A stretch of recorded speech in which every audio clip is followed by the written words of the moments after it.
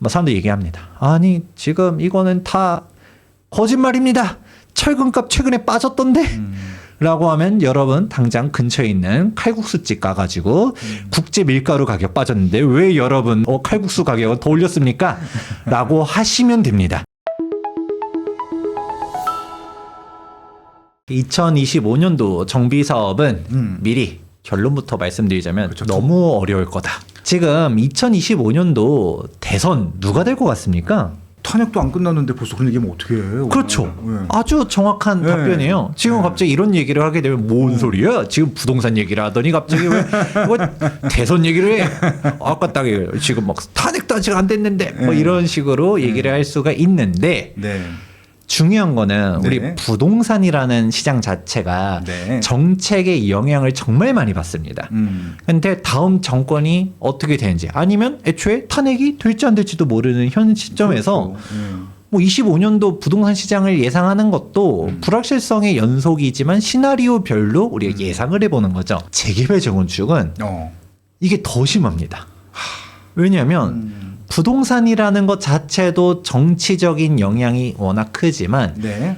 정비 사업은 사실상 이 정책이 모든 거를 결정한다라고 할 정도로 맞아요. 매우 큰 게 작용을 하다 보니까 지금 이 정치 사회적으로 혼란스러운 시점에서 정비 사업 시장을 예견한다라는 것 자체가 어불성설이긴 하지만 그래도 시나리오별로 어떻게 됐었을 때는 어떻게 될 것 같다 라는 개념으로 이해해 보시면 좋을 것 같습니다. 여러분들께서 다 아시다시피 2024년 12월 달에 탄핵 소추안이 가결이 되면서 2025년도는 탄핵 정국으로 이제 넘어갔습니다. 네.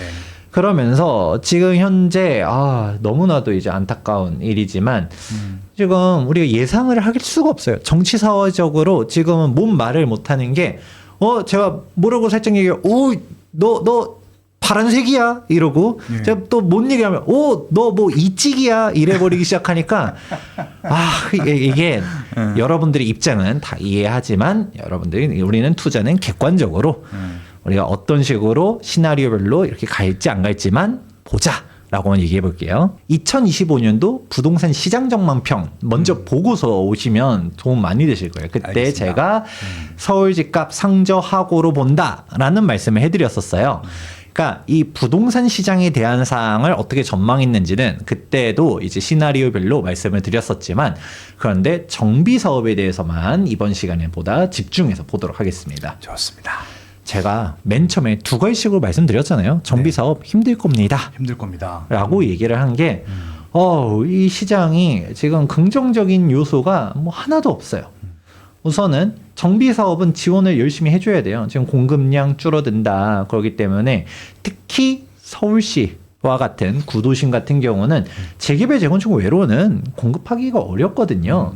당장 얘기 나오는 게 원래 현 정권에서는 지속적으로 재개발 재건축 규제를 완화해주고 있었었잖아요. 인센티브 더 주고 대표적으로 2024년도 88 부동산 대책이 대표적으로 2024년도 88 부동산 대책이 있었는데 각종 규제 완화 여기 딱 나오죠.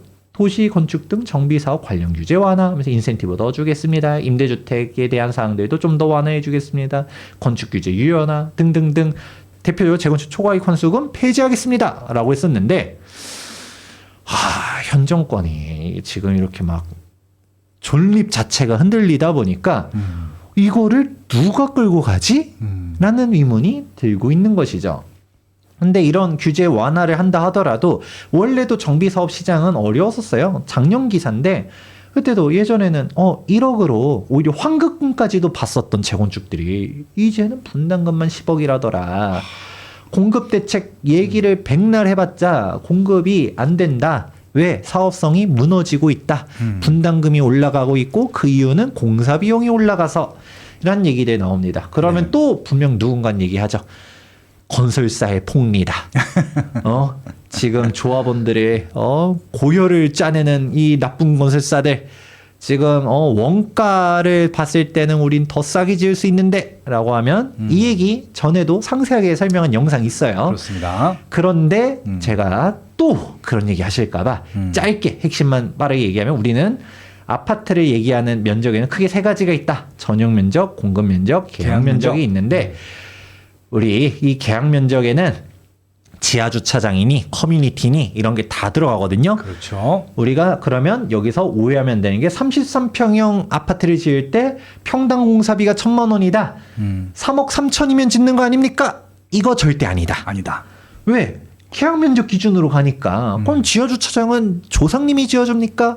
커뮤니티 없어도 됩니까? 이거 아니잖아요. 그렇죠. 그러면 계약 면적 그럼 몇이냐라고 하게 되면 우리 올림픽 파크 포레온 대표적인 아파트죠. 네. 등장합니다. 우리 네. 84 타입 기준. 84 타입이 결국 전용 면적이죠. 네. 그래서 84 타입을 3.3058로 나누게 되면 25평 정도가 나옵니다. 네. 하지만 33평이라 얘기했잖아요. 라고 하는 거는 공급 면적 기준. 공급 면적 기준은 33평. 그런데 지금 공사비 얘기할 때는 계약 면적이라는 얘기잖아요. 그렇죠. 계약 면적을 보니까 193제곱미터입니다.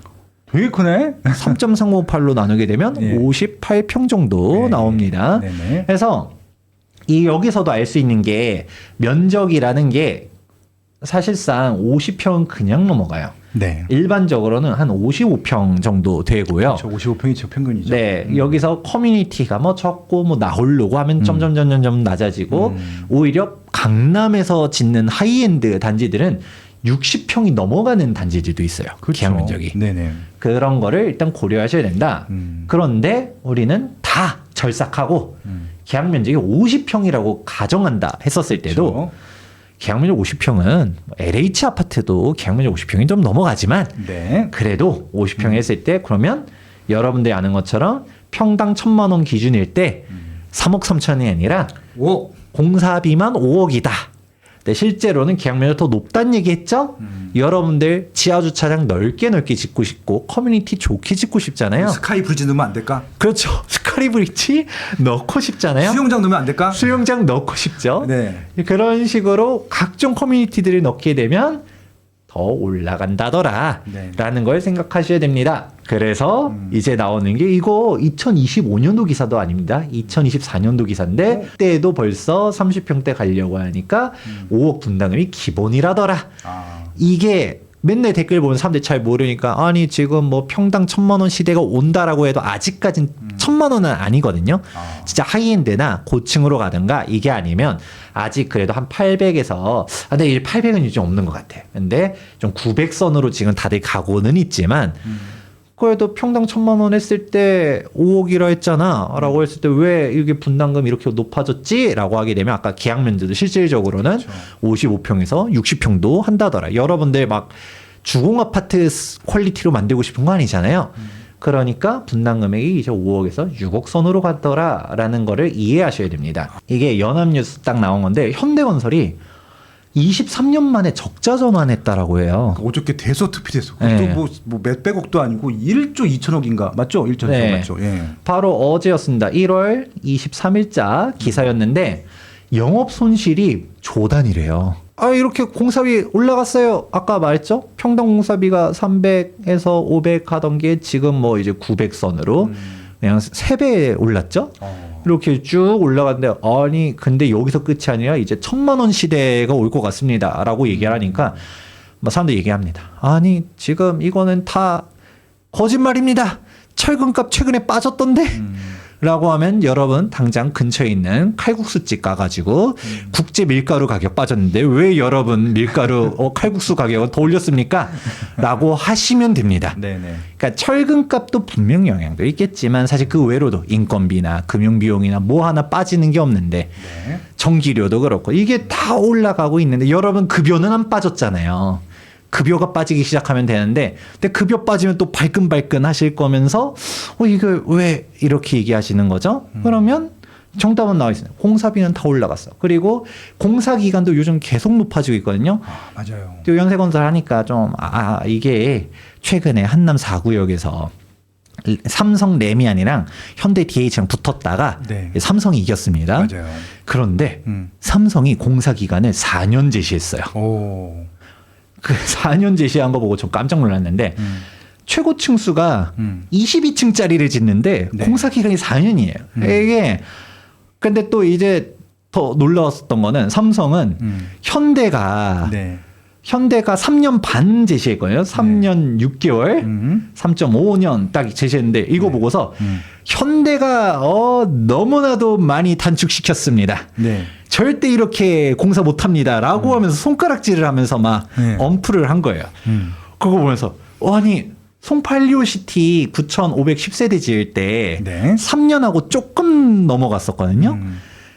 근데 아니 이거 22층 짓는데 4년을 기본으로 잡고 있고 현대가 제시한 3.5년은 이건 무리라고 얘기하는 것 자체가 공사 기간만 도대체 이거 왜 이렇게 늘어난 거야? 라고 하면 주 52시간제나 그렇지. 또 최근에 환경이 바뀌었구나. 네. 네. 최근에 또 발표된 각종 규제들 네. 여러분들 잘 모르실 텐데 1월 달에 또 어떤 게 발표됐었냐면 이제 우천시 콘크리트 타설 금지라고 합니다.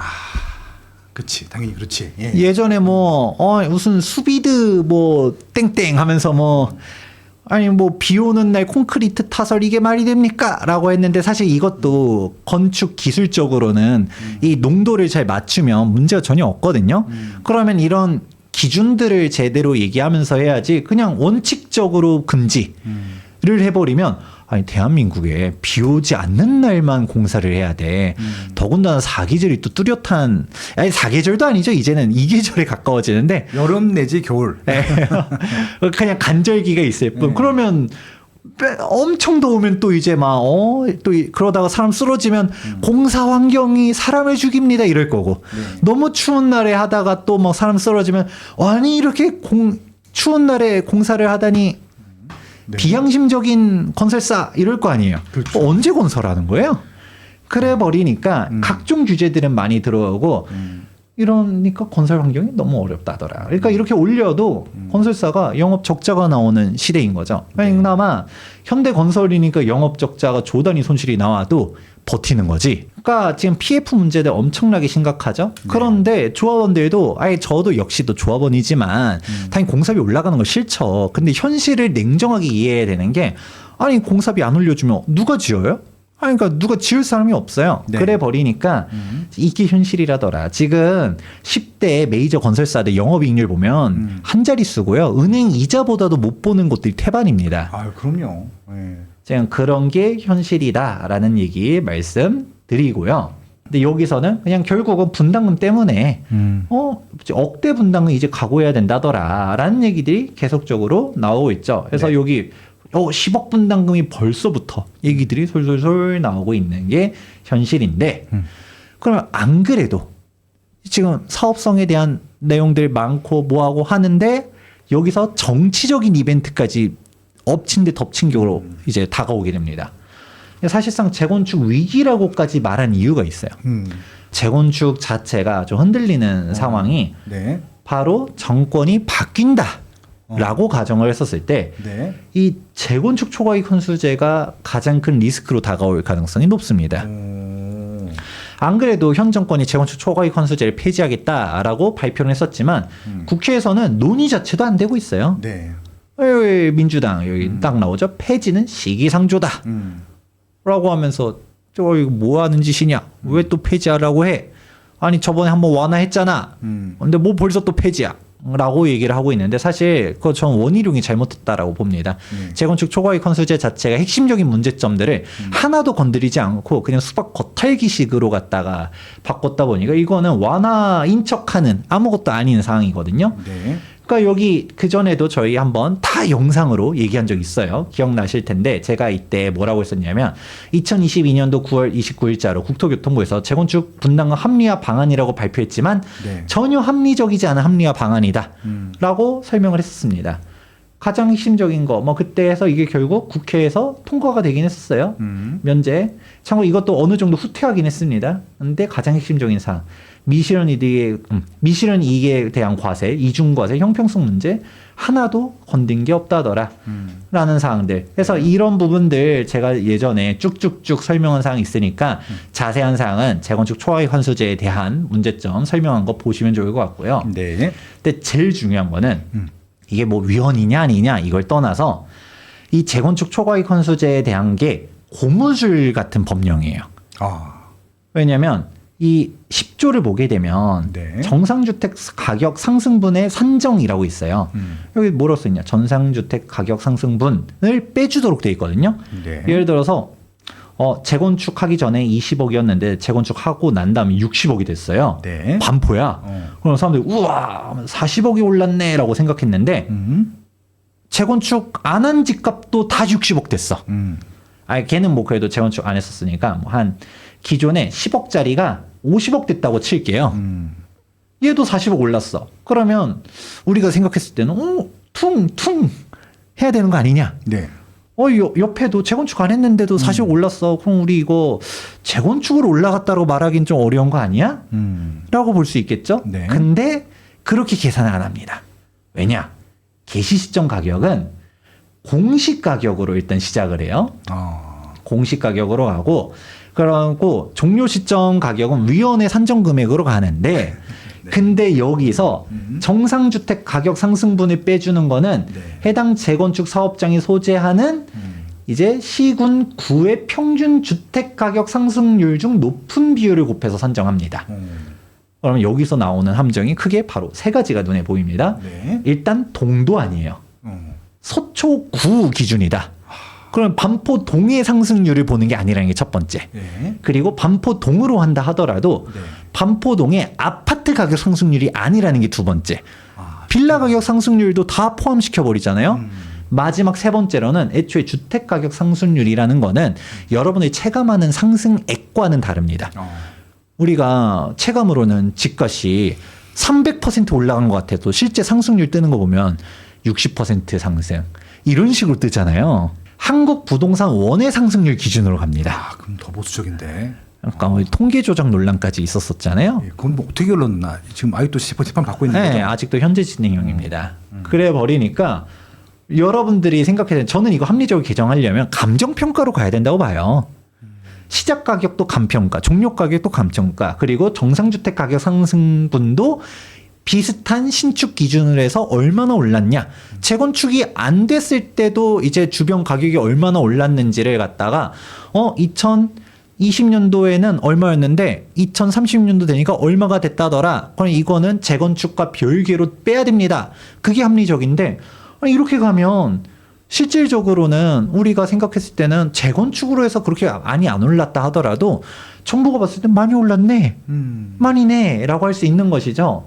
즉 고무줄 가격이라는 게 근본적인 문제인 거고요. 그러니까 얘기 나오는 게 저는 조합에서 일단 추산을 해요. 2020년도 9월 달에 지금 제초안 걸리는 데 중에서 가장 큰 데가 반포주공 일단 이제 3주구인데 여기에 1인당 4억 정도 나올 거라고 추산을 했었어요. 하지만 2018년도에 국토교통부에서 시뮬레이션 돌렸었을 때 제일 많이 나오는 단지가 8억 4천이라고 했어요. 근데 이 8억 4천 단지가 어디냐 말들이 많았었지만 많은 전문가들이 이 반포주공 1단지 3주구다. 그렇죠. 라고 예상을 했거든요. 제일 사업성 좋았으니까. 사업성 좋은 것도 있고 제일 위치도 좋고 규모도 제일 크고 제초안 걸리는 단지들 중에서. 근데 지금 우리 동부 이천동의 한강맨션이 7억 7천으로 추산했거든요.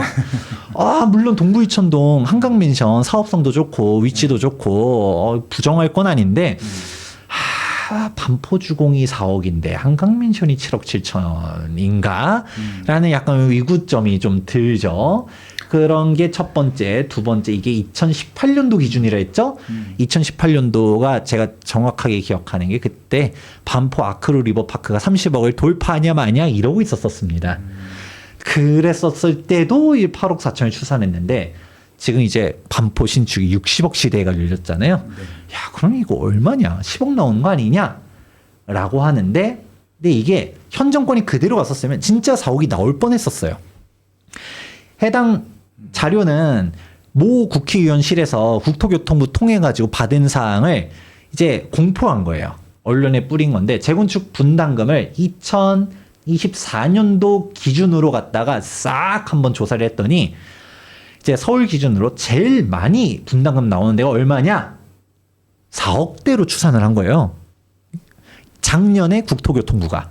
그러면 반포가 일단 4억이라고 얘기하고 가긴 했는데 진짜 4억일까? 아닐까 했는데 4억이 나올 수 있었을 뻔했던 거죠. 근데 예를 들어 이건 이런 것 자체도 아니 2018년도랑 2024년도에는 뭔 일이 있었길래 집값은 더 올랐더니 분담금이 이렇게 다이나믹하게 반토막이 난 겁니까? 결국은 정권의 위지다. 애초에 이 고무줄 산정 방식이라는 거죠. 그러니까 저는 이런 거 자체를 차단하려면 공식적으로 그냥 감정평가라든지 보다 객관적인 걸로 가야 된다고 보는데 이게 너무 우리가 대중적인 인식과 괴리되는 산정 방식이라는 거죠. 그렇다 보니 그때도 표현한 게 애초에 내가 왜 맞아야 되는지도 모르는데 빠따를 그냥 후드려 팬다. 이걸 쇠파이프로 때리다가 나무 빠따로 때리니까 맞을만 하지라는 것도 문제인데 근데 이것도 정권이 어떻게 하려고 하냐에 따라서 나무 빠따로 때리려 했다가 다시 보니까 교장 선생이 딱 째려보는 거예요. 김 선생 그건 좀 약한 것 같아. 다시 무기를 바꾸게. 그래서 이제 그래요. 다시 이제 주섬주섬 나무 쇠파이프를 이제 갖고 와가지고 때릴 수 있을 상황이 나올 것 같다. 그러면 지금 집값은 더 올랐는데 10억 나오는 거 아니야? 라는 두려움이 있다. 그러고 이런 재건축 초과이익 환수제 자체가 워낙 심각한 문제에다가 더군다나 이 상승분에 대한 사항들 갖다가 일단 평균치로만 일단은 산정을 하거든요. 그리고 N분을 어떻게 하는지에 대해서 뭐 정확한 게 없어요. 개개인별로 부과를 하는 거를 이게 국가가 하는 게 아니라 조합에다가 1차적으로 징수를 그냥 국가는 조합한테 받아내는 거예요. 그렇죠. 1차 납부권자가 조합이에요. 그럼 조합은 각 개별 조합원들한테 걷어가는데 조합원들 중에서 나 돈 없어 못 내 이러면서 싸우고 복고 지지고 하면 알아서 민사로 하라는 거죠. 그냥 폭탄 떠넘기게 합니다. 그리고 또 이번에 합리화 방안 나오면서 더 이상해진 것 중 하나가 또 뭐 장기 보유자는 또 깎아주라면서요. 그리고 또 뭐 고령자 같은 경우는 납부 유예를 시켜준대요. 그럼 납부 유예를 하는데 일단 그럼 국가도 그 납부 유예해가지고 나중에 받아도 되는 거예요? 그럼 최대 예를 들어서 뭐 5년 뒤든 10년 뒤든 납부 유예를 받았어. 그런데 그때는 조합 청산 해산해야 될 거잖아요. 그럼 조합 국가가 직접 받아가든가. 이게 도대체 어떻게 되는 건지 또 이거를 갖다가 평균치가 아까 4억, 뭐 10억, 뭐 아니면 8억 이렇게 예상을 하는 거지. 그런데 조합원에 따라서 누군가는 5억일 수 있고 누군가는 10억일 수도 있는 거잖아요. 그럼 이거에 대해서 분배는 누가 하냐?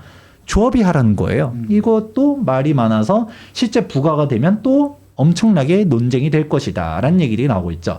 그래서 사실상 재건축 초과이익 환수제는 재건축 하지 말라라고 만든 법이라고 전 얘기하고요. 네.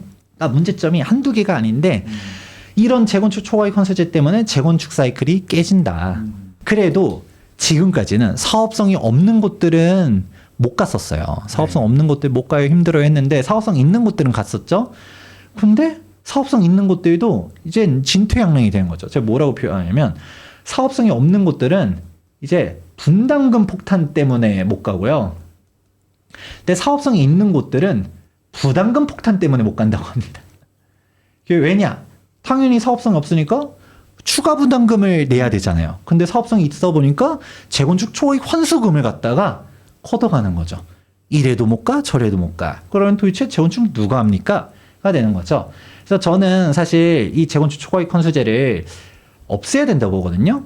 그러면 그나마 기대하는 것 중 하나는 이제 사람들 중에서 그 얘기예요. 민주당이라고 해서 설마 계속 재초안 이렇게 하겠습니까? 대표율 1기 신도시 재건축 관련해서 이거는 여야 할 거 없이 다 추진하지 않습니까? 더군다나 지금 이재명 당대표께서도 딱 가지고 있는 모 단지 있잖아요. 분당에. 그러니까 우리 그러면 이품화는 갑니다. 뭐 이런 식으로 얘기하시는 분들도 있는데 근데 이품화가 분담금 얘기 나올 때까지 가려면 정확히 재건축 초과이익 환수금 얘기까지 나오려면 한참 걸리다 보니까 저는 그나마 기대해 보는 게 조품화에 좀 기대를 해보고 있습니다. 방배 3익이 지금 일반 분양까지 끝났거든요. 네. 이제 입주를 이제 목표로 하면서 열심히 지금 하고 있어요. 네네. 그러면 우리가 맨날 남들 삥 뜯을 때는 쉽지만 내가 당해보면 좀 느낌이 다르거든요. 네. 이거 불합리한 것 같은데? 참고로 저 방배 3익 조합장님이랑도 잘 알고 지내는데 네. 이 재건축 초과이익 환수제에 대해서 이제 원래 이제 추산할 땐 4억이라고 하면서 움직였대요. 그런데 네. 지금 너무나도 걱정이 많고 이거는 여야 할 거 없이 뭐 진보 보수가 중요한 게 아니라 어쨌든 이거를 해결해야 되잖아요. 그러니까 폐지에 대해서 열심히 노력을 하고 있다라고 하는데 네. 근데 우리 조프마 단지가 이 제초안을 좀 어떻게 좀 해결해 주면 너무 감사할 것 같긴 하거든요. 그래서 이제 우리 맨날 얘기하는 강남 살지 말라더니 하지만 본인들은 강남 살고 있고 또 강남 재건축 들고 있고 막상 재건축 초과의 환수금을 맞아보면 내가 맞아보니까 아파. 이건 좀 아닌 것 같아.를 좀 체감해 주셨으면 좋겠다. 좀 없애줬으면 좋겠다. 라는 얘기를 좀 희망은 좀 걸고 있다. 근데 그게 되기 전까지는 이게 우리 이재명 대표께서는 조국이 제초안 분담금 내는 거에 대해 별로 관심 없을 수도 있잖아요.